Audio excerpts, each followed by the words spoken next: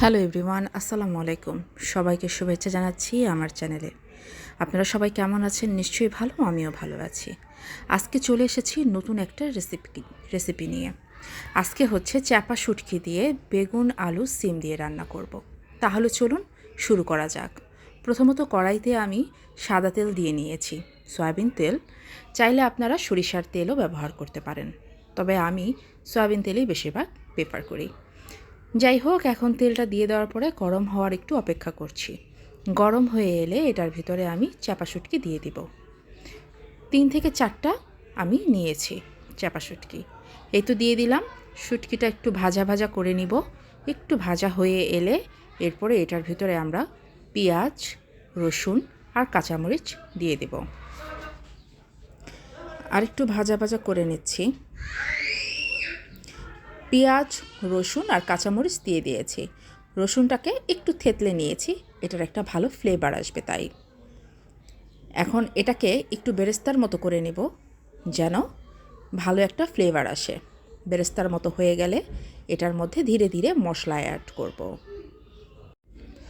সামান্য পরিমাণ লবণ অ্যাড করে নিলাম। লবণ অ্যাড করলে পেঁয়াজগুলো খুব তাড়াতাড়ি হয়ে আসে। এই তো লবণ অ্যাড করে দিয়ে একটু নেড়েচেড়ে নিচ্ছি, যতটুকু নেড়েচেড়ে নেওয়া যায় আর কি। আমি কাঁচামরিচগুলো মাঝখান থেকে খুব চিরচির করে নিয়েছি। আপনারা চাইলে গোটা মশলাও দিতে পারেন। এই তো এরপরে আমি মরিচের গুঁড়ো দিয়ে দিলাম।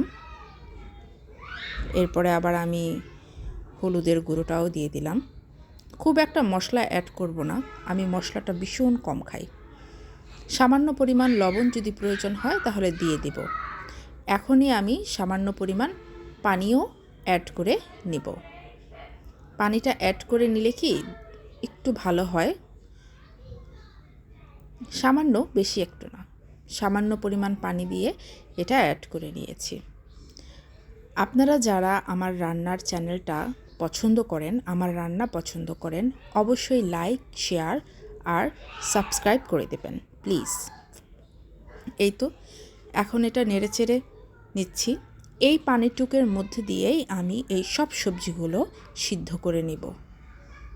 এটার মধ্যেই কষাবো, এটার মধ্যে সিদ্ধ করে নেব। উপর দিয়ে একটু সামান্য পরিমাণ লবণ দিয়ে দিলাম। এরপর একটু নাড়াচাড়া করে এটাকে ঢেকে দেব। এই তো নাড়াচাড়া করে নিচ্ছি, আর খুব সাবধানভাবেই করব যেন নিচে পড়ে না যায়। এক হাত দিয়ে মোবাইল ধরেছি, আরেক হাত দিয়ে করছি। একটু টাফ হয়ে যায় আমার জন্য, বাট ইটস ওকে। ভালোবাসি যেহেতু যেই জিনিসটা, সেটার জন্য তো একটু কষ্ট করতেই হবে। তবে এটা খুব একটা কষ্ট নয়, ভালোবেসে কোনো কিছু করাকে কষ্ট বলে না।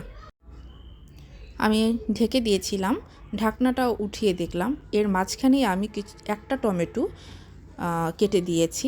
সেটা আমি দেখাতে পারিনি, স্কিপ হয়ে গেছে আমার। তো এই তো দিয়েছি। এখন একটু নেড়ে চেড়ে নিব যেন খুব ভালো করে মিশে যায়। আমি কিন্তু সেই পানিটুকুতেই এটা কষাচ্ছি। এখন চুলার আঁচটাও আমি কমিয়ে দিয়েছি। আমার যেহেতু ইন্ডাকশানের চুলা, তাই চুলার আঁচটা কমিয়ে দিলে ঠিকভাবেই থাকে, এদিক সেদিক হয় না আঁচটা। একটু ভাজা ভাজা হয়ে এসেছে, বারবার করে একটু ঢাকনাটা উঠিয়ে দিচ্ছিলাম আর খুব সুন্দর করে ভেজে নিচ্ছিলাম। এই ভাজার মধ্যে দিয়েই আমার সব সবজিগুলো সিদ্ধ হয়ে গেছে। লবণের পরিমাপটাও ঠিক ছিল। আপনারা যারা আমার ভিডিও দেখেন তারা অবশ্যই আমার চ্যানেলটাতে সাবস্ক্রাইব করে দেবেন। আপনারা উৎসাহ দিলে আমি এরকম ভিডিও আরও বানাবো। তো এই তো নেড়ে দিচ্ছিলাম।